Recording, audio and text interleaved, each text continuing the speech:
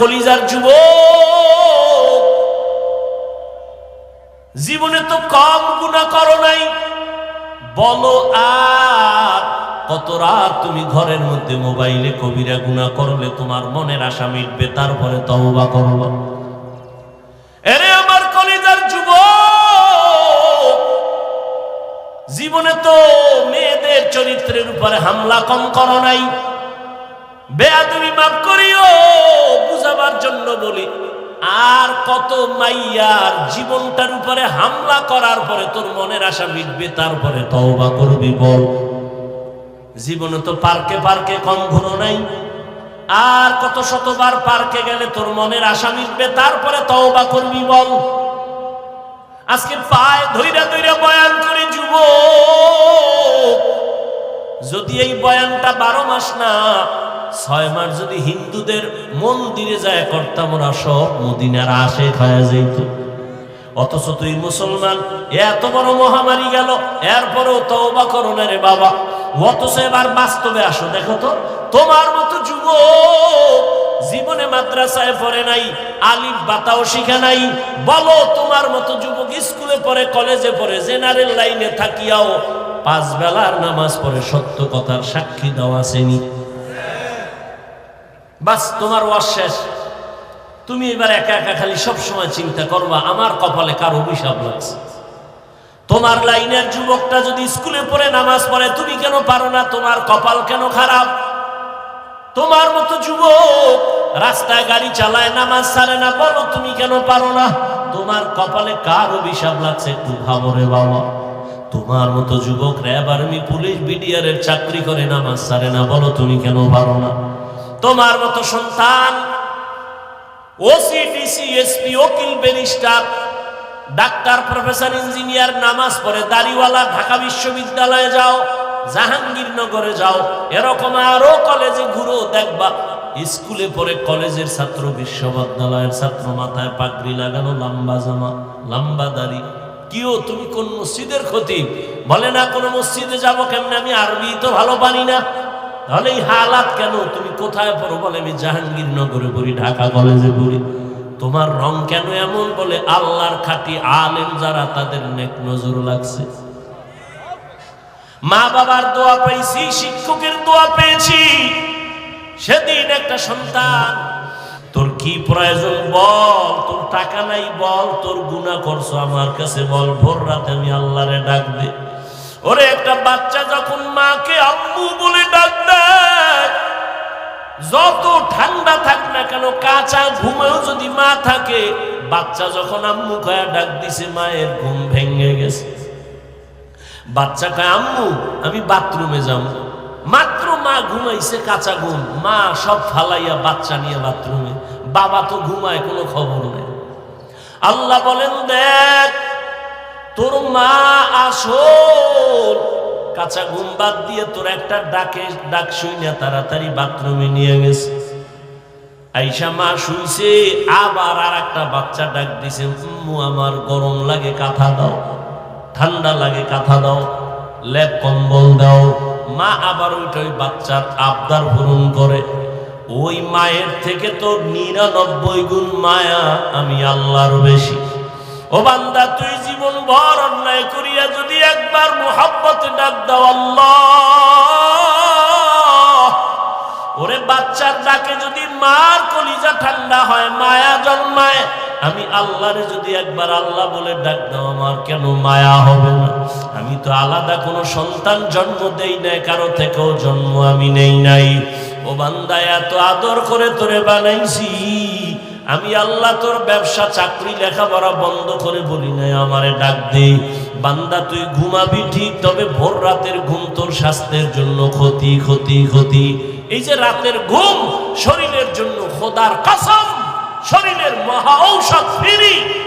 তবে চিকিৎসা বিজ্ঞানীরা লিখেছে, গুগলে আকাম করো কা মোবাইলে, ভালো করার তো মোবাইলে বহুত অপশন আছে, নাই? আজকে গুগলে সার্চ দিবি, ব্রেন নিয়ে সার্চ দে, ইউটিউবে সার্চ দে ব্রেন কি, এই খালি ব্রেন নিয়ে গবেষণা ইউটিউব দেখবি, তোর 1 মাস লাগবে এটা বুঝতে।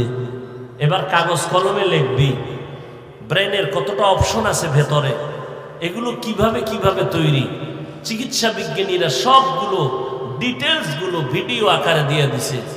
আকাম দেখো কেন? এগুলো দেখে জ্ঞান বাড়াইতে পারো না? জীবনে কি নিয়ে মরবি? বরদোয়া, মায়ের বরদোয়া, বাবার বরদোয়া, শিক্ষকের বরদোয়া, এই শুধু মোবাইলকে কেন্দ্র করে তোর জীবনটা চূড়ান্ত নষ্ট করে ফেললি। না মা তোরে ভালো জানে, না বাবা ভালো জানে, না শিক্ষক ভালো জানে, না আলেম ভালো জানে। তুই এখন মরলে তোর মাও খুশি মনে মনে, যেন একটা বালা মুসিবত দূর হয়ে গেছে। কারণ এই ছেলের চরিত্র এত খারাপ যে কোথাও গিয়া লজ্জায় মুখ দেখাতে পারি না। তুই মরে যাবি, তোর মা খুশি। এবার বুঝ তোর কপাল কত খারাপ। জীবনে কি অর্জন করেছ? মা বাবার বরদোয়া, শিক্ষকের বরদোয়া, এই শুধু মোবাইলকে কেন্দ্র করে বেয়াদবি বেয়াদবি বেয়াদবি। না চরিত্র আছে তোর, না লেখাপড়া আছে, কিচ্ছু নাই। এই মোবাইল দেখতে দেখতে চোখের পাওয়ার শেষ, কিডনি শেষ, হার্ট শেষ, বিবেক শেষ, চরিত্র শেষ। গুগলে সার্চ দে, হুজুরের কথা তো মানবি না, তোর কপাল খারাপ। গুগলে সার্চ দে, চিকিৎসা বিজ্ঞানীরা ডিটেলস লিখে দিছে টাচ মোবাইলে শরীরের কোন কোন অঙ্গের ক্ষতি হয় দেখ। এরপরও দেখবি ইউটিউবে কোরআন তেলাওয়াত দেখতে পারো না? মক্কা মদিনার ইমামের তেলাওয়াত শুনবি, দিল ঠান্ডা হবে, একসময় চোখে পানি হবে। মানুষের এই দেহ নিয়ে গবেষণা করতে পারো না যে মানুষটারে কেমনে আল্লাহ বানাইছে? চিকিৎসা বিজ্ঞানীরা অধিকাংশ এগুলি দেখে মুসলমান হয়ে যায়। এজন্য আল্লাহ কোরআন শরীফে বলছে, তুমি আমি আল্লাহকে কই খুঁজো? অফি আনফুসিকুম আফালা তুবসিরুন, নিজের মধ্যে খোঁজ, আমি আল্লাহর পরিচয় পেয়ে যাব। এজন্য বহু বৈজ্ঞানিক এই মানুষের গবেষণা করে করে করে করে করে করে মুসলমান হয়ে গেছে। খালি ব্রেন নিয়ে গবেষণা করো, হার্ট নিয়ে গবেষণা করো, দেখবা তোমার চোখ খুলে যাবে। ভিন্ন নেশা করো কেন? কি হতে চাও বলো? রাস্তার পাগলও তো নিজের ভালো বুঝে, তুমি তার থেকেও খারাপ। তোমার তো একটা গন্তব্য নির্ণয় করে চলা উচিত। তুমি কই যাবা? তোমার টার্গেট কি? একটা টার্গেট দিয়ে চলো। তোমার তো কোনো টার্গেটই নাই, উদ্দেশ্য নাই, চলতেছো খাইতেছো বাবারটা। আল্লাহ না করুন যুবক, আল্লাহ বিবেক দিছে, বিবেক দিয়ে একটু বলো তো, আল্লাহ না করুন যদি আজকে বাবা মরে যায়, টোটাল সংসারের হিসাবটা তোমার মাথায় চলে আসবে, আসবে না? এবার তুমি কেমনে সংসার চালাইবে? আছে কোনো চিন্তা তোমার?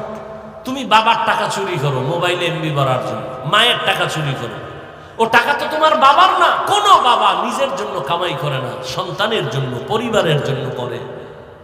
বাবা না খায় থাকে দুঃখ লাগে না, সন্তান না খায় থাকলে কষ্ট পায়। বাবা না ঘুমাইলে কষ্ট নাই, সন্তান না ঘুমাইলে কষ্ট পায়। প্রত্যেকটা পুরুষ জীবন পণে কষ্ট করে, ঘাম ঝরায়, ঘুম মারে, শুধু সন্তানের শান্তির জন্য, পরিবারের শান্তির জন্য। না বুঝে ঘরের মহিলা, না বুঝে সন্তানগুলো। যদি বুঝতো, কোন স্ত্রী স্বামীর সম্পদ খেয়ানত করতো না, কোন সন্তান বাবার টাকা চুরি করতো না। অথচ করতেছো, মূলত নিজের সম্পদ নিজে নষ্ট করতেছো। একটা কথা লিখে রাখো, ভুলে গেলে আবার ক্ষতি হবে, বলে যাই লিখে রাখবা। যেই সম্পদ, মূল সম্পদ যে কামাই করে বাবা, ওখান থেকে যদি স্ত্রী বা সন্তান খেয়ানত করে, কোটি টাকা কামাই করলো, ওই সংসারে কোনোদিন বরকত হবে না, আল্লাহর কসম। তাহলে তুমি তোমার সম্পদ নষ্ট করো। বাবা মরে গেলে তো তুমিই মালিক। একটা মহিলা চিন্তা যদি করতো, স্বামী মরে গেলে তো আমার, তাহলে আমি কেন এই সম্পদ খেয়ানত করি? এই চিন্তাই তো নাই। গুনাহের পথে সম্পদ ব্যয় করে নিঃস্ব হয়ে যায় সন্তান। খবর জীবনে কি অর্জন করেছে? আমি যে এতক্ষণ বয়ান শুনাইছি তোমাকে যুবকদেরকে বলছি, আমি কি একবারও বলছি আমি পাস করলি পড়ছি তোরাও পড় নাইলে জাহান্নামে যাবে? বলছি? আমি কওমি মাদ্রাসার সন্তান, তুমি কওমিতে যাও, না হয় জাহান্নামে যেতে হবে, বলেছি? আমি তাবলিগের লাইনের সন্তান, আমি পীরের মুরিদ, একবারও বলছি তুমি তাবলিগ আর পীরের কাছে না গেলে ধ্বংস? বলি নাই। কি বলি এবার শুন। তাহলে আমি কি বলতে চাই? আমি টুপি মাথায় দেবা এটা বলি নাই, হুজুর হও তাও বলি নাই, কওমি মাদ্রাসায় যাও তাও বলি নাই, তাবলিগে যাও তাও বলি নাই, গেলে ধ্বংস হবা না গেলে ধ্বংস হবা তাও বলি নাই। যাও আলহামদুলিল্লাহ। তবে আমি মূল কথা বলতে চাই কি শুনো, তুমি স্কুলে পড়ো কলেজে পড়ো আলহামদুলিল্লাহ, কেউ দোয়া না করলে আমি দোয়া করি তোমার জন্য। তুমি স্কুলেই পড়ো, ছাড়বা না স্কুলের পড়া, কলেজ ছাড়বা না, খবরদার। এটা আমার ব্যক্তিগত তোমার উপরে ওপিনিয়ন। আমি তোমাকে দোয়া করতেছি, এখানের লোকগুলো আমিন বলবে, কবুল হবে, আমি শুধু দোয়া করি। তুমি স্কুলে পড়ো, ধন্যবাদ তোমাকে। কলেজে পড়ো, ওই পড়া ছাড়বা না। চাকরিজীবী ভাই চাকরি করো, ছাড়িও না। যারা ব্যবসা করো, করো ব্যবসা, দোয়া করি, ছাড়িও না। তুমি ব্যবসায়ী হও, চাকরিজীবী হও, ডাক্তার হও, ইঞ্জিনিয়ার হও, প্রফেসর হও, ছোট্ট দাবি বেয়াদব হবা না। আমার ওয়াজ তোমার জন্য এতটুকুই, বেয়াদব হবা না। যদি ডাক্তার হইয়া বেয়াদব হও, তাসলিমার মতো জুতা খায়া দেশ থেকে পালাতে হবে। অত ডাক্তার হও, তবে ডাকাত হয় না, বেয়াদব হয় না। বলবে বেয়াদব মানি, তিনটা পয়েন্টে বেয়াদবি চূড়ান্ত, করলেই তোর ধ্বংস, খোদার কসম ধ্বংস হবেই হবে তোর জীবন। তিনটা স্থানে বেয়াদবি করলে, মা বাবা, শিক্ষক, ওলামায়ে কেরাম। মা বাবার সাথে বেয়াদবি করবি, আল্লাহর জাতের কসম তুই মরার আগে পঙ্গু হয়ে যাবে, তোর কপালে শান্তির মরণ হবে না। শিক্ষকের সাথে বেয়াদবি করবি, তোর বিদ্যার জগৎ থেকে তুই রাস্তার পাগল হয়ে যাবে।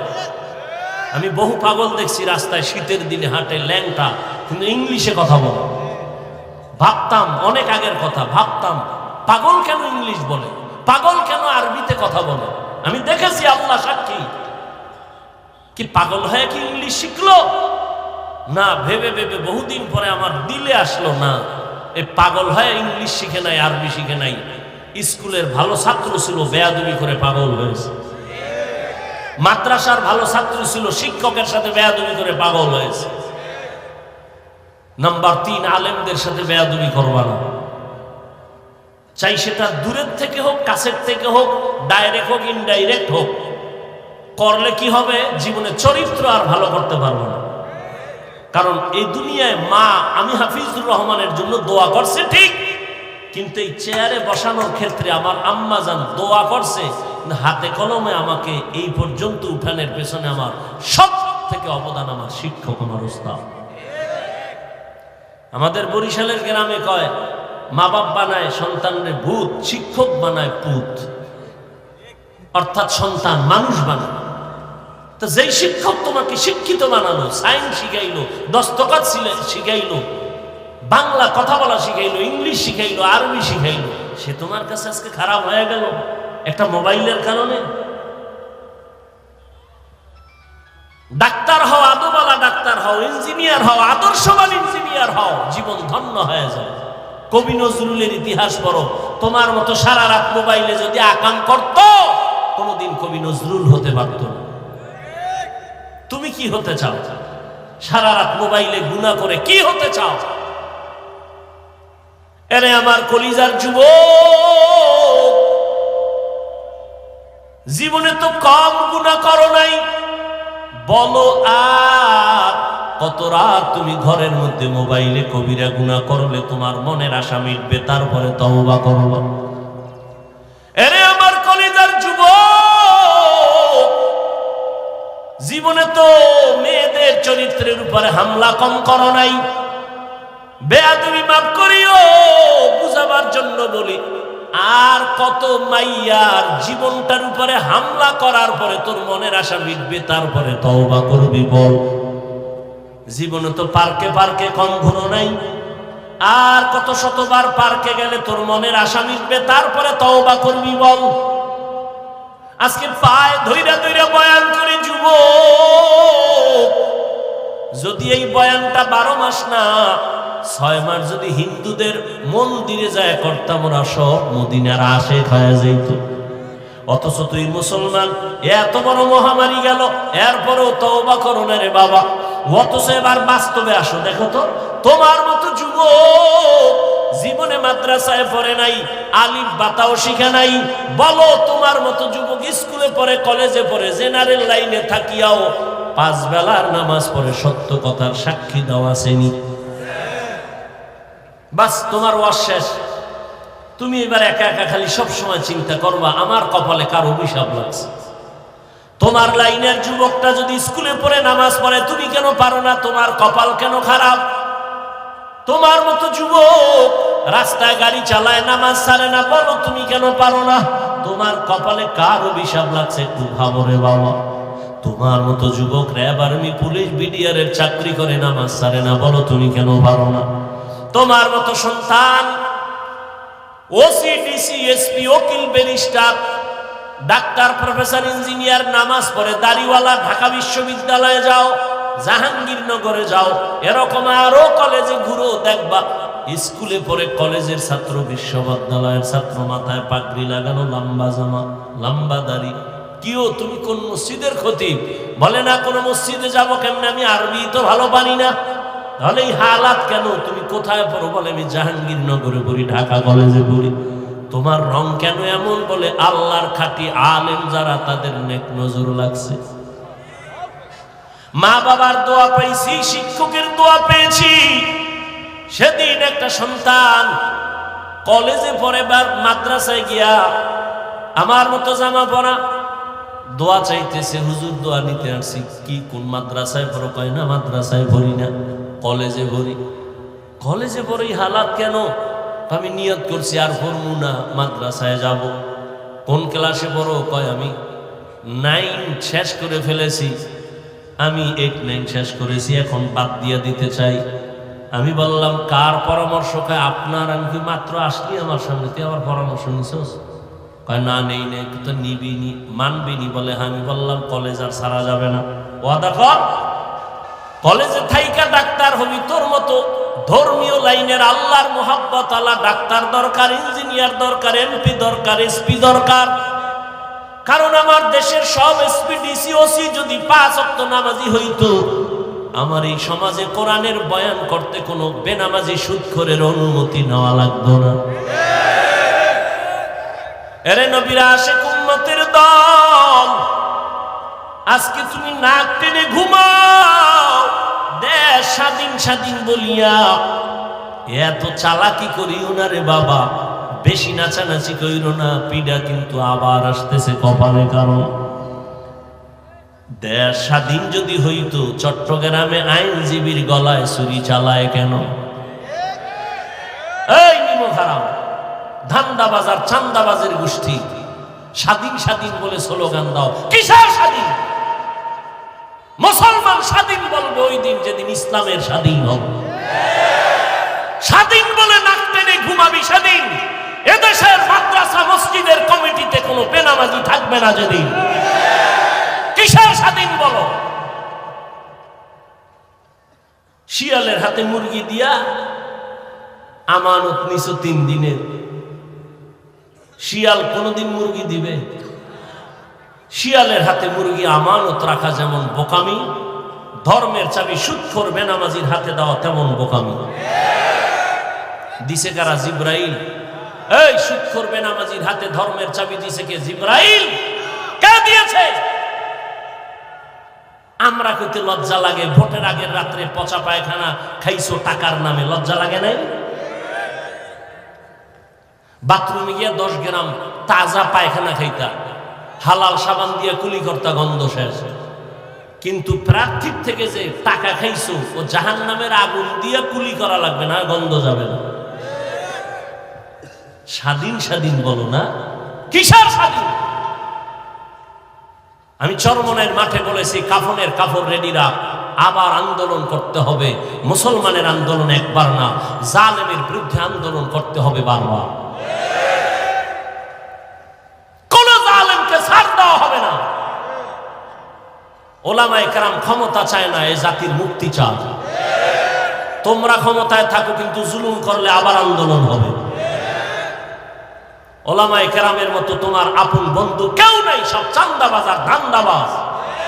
একমাত্র নিঃস্বার্থ তোমার বন্ধু ওলামায়ে কেরাম, আর কেউ না। ছাত্র জনতার বৈষম্য বিরোধী আন্দোলনের সফলতার চাঁদ উঠছে ওই সময় যখন আলেম ওলামা মাঠে নামছে ছাত্র নিয়ে। এর আগে সফলতার চাঁদ উঠে নাই। কিন্তু এত সুন্দর বিজয় হওয়ার পরে কোন আলেম বলছে আমাকে ক্ষমতায় নাও? কেউ উপদেষ্টা জানার দরকার নাই, জুলুম করলে খবর আছে, আবার আন্দোলন হবে। আল্লাহ হেদায়েত দান করুন। চাঁদাবাজি ধান্দাবাজি করবে আর বলবে ইসলামে রাজনীতি নেই। রাজনীতি নাই এরকম কোন ইসলাম দুনিয়ায় নেই। তুমি ইসলামটারে খাটো করো কেন? ইসলাম কমপ্লিট। পৃথিবীতে তোমার জীবনের প্রত্যেকটা পরতে পরতে ইসলামের দিক নির্দেশনা আছে। তুমি পরিবার কেমনে চালাইবা, নবীর আদর্শ সেখানে নাই। আঙ্গুলের নখগুলো কেমনে কাটবা, চুল কেমনে রাখবা, কেমনে কাটবা, জুতা কেমনে পরবা, সেখানেও নবীর আদর্শ। নবী নিজে রাষ্ট্র চালায় দেখাইলেন, আবু বকর রাষ্ট্র চালাইলেন, ওমর ওসমান আলী রাষ্ট্র চালাইলেন, সুলাইমান নবী গোটা দুনিয়া চালাইছেন। এই ঘটনা কোরআনে নাই? ইউসুফ নবী মিশরের অর্থমন্ত্রী ছিল, কোরআনে নাই? কেন বলো কোরআনে রাজনীতি নাই? হ্যাঁ, তোমার পচা রাজনীতি নেই। মানুষ জবাই করো, বাড়ি ঘরে আগুন জ্বালাও, এগুলো ইসলামে নাই। ইসলামে আছে মালিক যেই প্লেটে খাবে, গোলাম ওই একই প্লেটে খাবে। ইসলামে আছে কর্মচারী কাজ করবে, ঘাম ঝরার আগে বেতন দিয়ে দাও। আর চাঁদাবাজি ধান্দাবাজির রাজনীতি হলো বেতন পাবি না, আন্দোলন করবি, পুলিশের ভিড়া খাবি, বেতন পরে খাবি। এরে নবীরা আশা করে যুবক, এই জন্য আমি বারবার বলি আমার সমাজের যুবক যদি লাইনে চলে আসো, গোটা দুনিয়াটা লাইনে চলে আসবে। যুবকের পাওয়ার দেখো নাই 5 তারিখ কথা কয় না? যুবকের পাওয়ার আছে, তবে এই পাওয়ারটা কামিয়াব হবে না যদি উলামায়ে কেরামের নেক নজর না থাকে। তোমার মেধা দিয়া গোটা দুনিয়া আলোকিত করে নাও, চরিত্র সুন্দর করে আগাও। মনটাকে বুঝাই, ওরে মন আমার কপাল কেন এত খারাপ, আমার মতো যুবক স্কুল কলেজে পড়ে, চাকরি করে, ব্যবসা করে, যদি 5 বেলার নামাজ পড়তে পারে, আমি কেন পারি না? আমার কপাল কেন খারাপ? ও আল্লাহর বান্দারা, তোমার মতো যুবক রাস্তায় গাড়ি চালায়, শ্রমিকের কাজ করে, নামাজ ছাড়ে না, বলো তুমি কেন পারো না? ও পর্দার আড়ালের আম্মা জানেরা, এতক্ষণ আপনাদের সন্তানদের যত বয়ান শুনাইলাম, এগুলো বাস্তবায়নের জন্য আপনার দোয়া লাগবে, অবদান লাগবে। মা বাবার অবদান ছাড়া এগুলো কোনোদিন বাস্তবায়ন সম্ভব না। এ দুনিয়ায় যত ভালো ভালো সন্তান আছে, সব হলো মায়ের দোয়ার কারণে। গাছ ভালো হলে তো ফল ভালো হবে, মায়ের আদর্শ ভালো হলেই তো সন্তান ভালো হবে। খাজা মঈনুদ্দিন চিশতি আজমিরি রহমাতুল্লাহ আলাইহি মদিনাতুল মুনাওয়ারা থেকে ভারতে আসেন কালেমার দাওয়াত নিয়ে। আজমিরে এখন তার মাজার পড়ে আছে। খাজা মঈনুদ্দিনের হাতে ভারতের জমিনে লক্ষ লক্ষ বলে কত, কেউ বলে 90, কেউ বলে 99 লক্ষ বিধর্মী কালেমা পড়েছে। মঈনুদ্দিনের দিলটা খুশি, মায়ের সামনে খুব আনন্দিত, হাসতেছে। আম্মা জান বলে, মঈনুদ্দিন এত আনন্দ কেন? বলে, মা লক্ষ লক্ষ বিধর্মী আমার হাতে কালেমা পড়েছে। আম্মা জান কয়, মঈনুদ্দিন এটা তোর বাহাদুরি না, আমি মায়ের অবদান। খাজা মঈনুদ্দিন চিশতি আজমিরি কয়, মা কি তোমার অবদান? মা 2 ফোঁটা চোখের পানি ছেড়ে বলে, রে বাবা, তুই যেদিন আমার গর্বে আসছো, আমি মা ওই দিন থেকে যায় নামাজে সারা রাত কাটাইছি। রাতের গভীরে সিজদায় পড়ে কান্না করেছি আর বলেছি, হে মালিক, আমার সন্তানটাকে তোমার ওলি বানাইয়া পাঠাইও। শুধু তাই না, তুই যখন দুনিয়াতে আসছ, আমি তোরে যতদিন দুধ পান করাইছি, আমি মা আল্লাহর কসম করে বলি, 1 ফোঁটা দুধও তোর মুখে বিনা ওযুতে দেই নাই। যেই মা বাচ্চাকে বিনা ওযুতে দুধ পান করায় না, ওই সন্তান ভালো হবে না। তুমি গাঞ্জাখোর, কি ভালো হবে? এরে আম্মা জান, আপনারা তো খাজা মঈনুদ্দিনের মায়ের মতোই তো দামি মা, আপনারা তো সাহাবায়ে কেরামদের মায়ের মতো মা, আপনারা তো আয়েশা রাদিয়াল্লাহু আনহার মতো দামি নারী, ফাতেমা রাদিয়াল্লাহু আনহার মতো দামি নারী, খাদিজা রাদিয়াল্লাহু আনহার মতো দামি নারী। এরে আম্মা জান, কেন পারেন না আপনারা পর্দা করে স্বামীর মাল হেফাজত করবেন? এই অঞ্চলে আপনার মতো বহু মহিলা আছে, খবর নেন। 5 ওয়াক্ত নামাজ পড়ে, বেপরদায় চলে না, মোবাইলে চরিত্র বিক্রি করে না, স্বামীর মালের খেয়ানত করে না, সন্তানগুলো দিনের পথে চালানোর জন্য চেষ্টা চালায়। মা, আপনি কেন পারবেন না? কয়দিন আর দুনিয়ায় থাকবেন? ভালো একটা আদর্শ ডাক্তার ও সন্তান যদি রেখে যান, ওই সন্তান আদর্শবান বানায় যাবেন। ডাক্তারি করবে, ফাঁকে ফাঁকে কোরআন তেলাওয়াত করবে, নামাজ পড়ে মায়ের জন্য দোয়া করবে। রে আম্মা জান, অনুরোধ করে বলি, আপনার সন্তানকে ডাক্তার বানাবেন, ইঞ্জিনিয়ার, প্রফেসর বানাবেন, বেয়াদব বানাবেন না। সন্তানের আচরণে কোনোদিন যেন মা বাবা কষ্ট না পায়, আপনার সন্তানের ব্যবহারে কোনোদিন শিক্ষকেরা যেন কষ্ট না পায়, আপনার সন্তানের আচরণে কখনো যেন আলেম ওলামা কষ্ট না পায়। ও আমার যুবক, এখনো সময় আছে, তওবা করে নাও।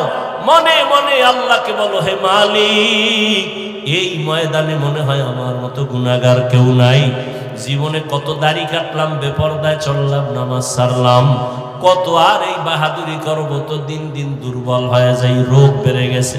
কোন দিন যেন মরণ আসবে, আল্লাহ তওবার নিয়ত করতেছি, আর নামাজ ছাড়বো না, দাড়ি কাটবো না, বেপরদায় চলবো না।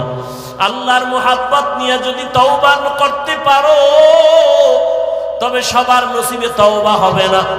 আবু জাহাল নবীরে 13 বছর দেখলো, বয়ান শুনলো, কালেমা পড়ে নাই। আর ওমরের মতো বান্দা 27 বছর বয়সে নবীরে জবাই করতে গিয়া কালেমাওয়ালা হয়ে গেল। ঠিক এই জমিন আবু জাহালের মতো কিছু নিমক হারাম, হাজারো বয়ান শুনবে, তারপরও তওবা করবে না। আর ওমরের মতো কিছু গোলাম মেজাজ নিয়ে বসবে, গুনার কথা স্মরণ করে কান্না করে তওবা করে ফজরে মসজিদে হাজির হয়ে যাবে। মনেরে বুঝায় বলবে, আর কত, জীবনে তো কম দাড়ি কাটলাম না, পার্কে পার্কে কম ঘুরলাম না, এখন আর কত ঘুরবো? তওবা করিয়া নিলাম, আর পার্কে যাব না, গুনাহ করব না, মোবাইলে অপরাধ করব না, নামাজ ছাড়ব না, মা বাবার সাথে বেয়াদবি করব না, শিক্ষকের সাথে বেয়াদবি করব না, ওলামায়ে কেরামের নেক নজর আর দোয়া নিয়ে নবীর পরামর্শ, নবীর সুন্নাত অনুযায়ী চলবো। এমন তওবা করার মতো যদি ভাগ্যবান কোন আল্লাহর গোলাম এখানে থাকো, ও যুবক, বৃদ্ধ, বাবাজি, পর্দার আড়ালের মা বোনেরা, তওবার নিয়ত যদি অন্তরে থাকে, মুনাফিকি দুর্বলতা যদি না থাকে, খাঁটি তওবার নিয়ত যাদের আছে, দুটো হাত আমার আল্লাহকে দেখাইয়া দাও। আয় আল্লাহ, হাতগুলো কবুল করে নেন, তওবা কবুল করে নেন, তওবার উপরে মজবুত হইয়া চলার মতো তৌফিক দান করেন, আমিন।